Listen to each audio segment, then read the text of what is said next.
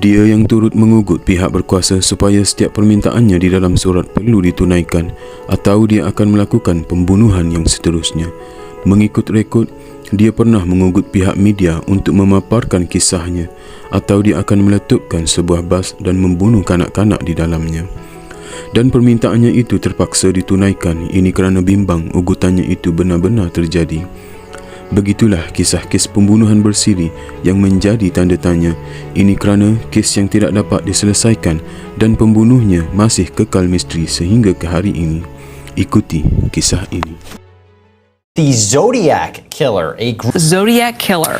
The Zodiac Killer, the element.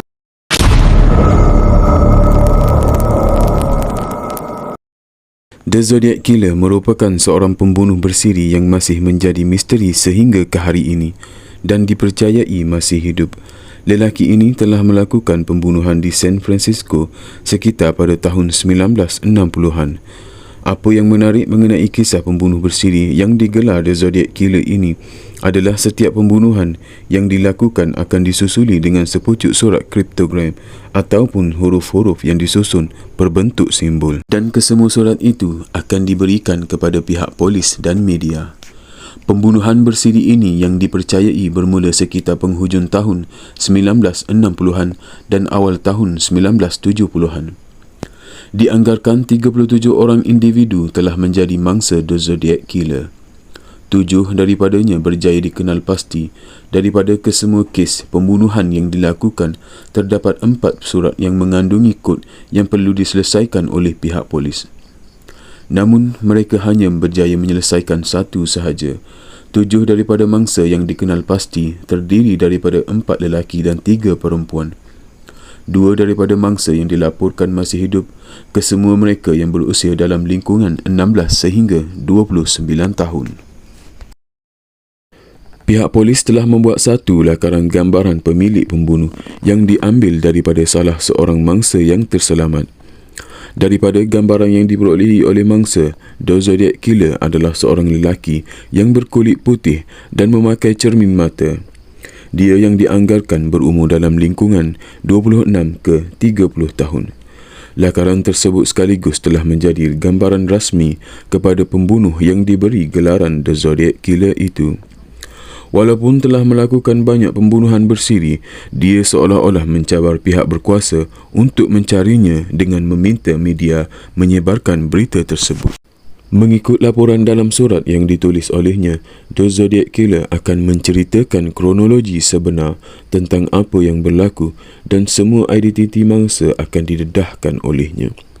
Sehingga kini, para penyiasat di seluruh dunia tidak dapat memecahkan kod namanya yang disusun bermula dengan huruf A, E dan N. Dan disebabkan itu juga, dia telah diberi gelaran The Zodiac Killer yang bermaksud nombor abjad yang terbalik. Selain menceritakan kronologi dan identiti mangsa, setiap surat yang dihantar oleh The Zodiac Killer akan diletakkan logo yang mewakili identitinya. Dia yang turut mengugut pihak berkuasa supaya setiap permintaannya di dalam surat perlu ditunaikan atau dia akan melakukan pembunuhan seterusnya. Namun bukan semua permintaannya akan ditunaikan dan menyebabkan pembunuhan seterusnya akan berlaku.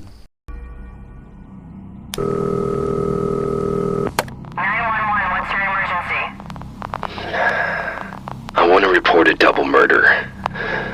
If you go 1 mile east on Columbus Parkway to the public park, you will find a brown car. They were shot with a 9mm Luger. I also killed those kids last year. Goodbye.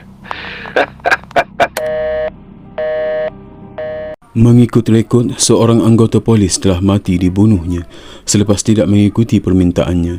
Pada tahun 20 Disember 1968, 2 pelajar sekolah telah ditembak mati olehnya dan ia merupakan pembunuhan pertama The Zodiac Killer. Kedua-dua pelajar tersebut yang dikenali sebagai Betty Lou dan David Faraday. Mereka dipercayai hadir ke konsert Christmas di Hogan High School sebagai undangan majlis, namun telah menukarkan rancangan tersebut dan membawa Betty menziarahi rakan lama mereka sebelum ke sebuah tempat terpencil dan sunyi. Di tempat sunyi tersebut, kegembiraan mereka bertukar menjadi tragedi ngeri apabila dia ditembak mati.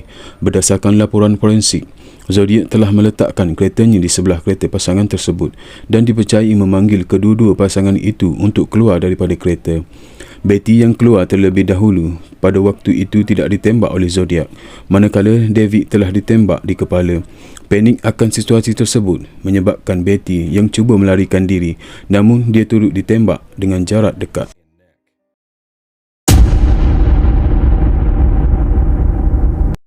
The Zodiac Killer yang dipercayai telah menggunakan lebih daripada satu senjata semasa melakukan pembunuhan.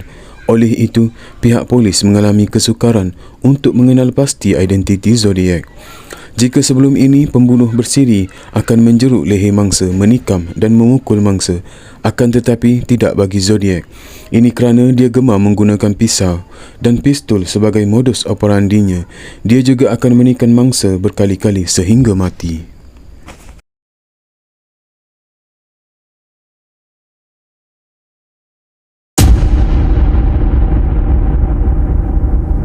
Sehingga ke hari ini, The Zodiac Killer masih lagi tidak dapat ditangkap dan kes pembunuhannya masih dibuka.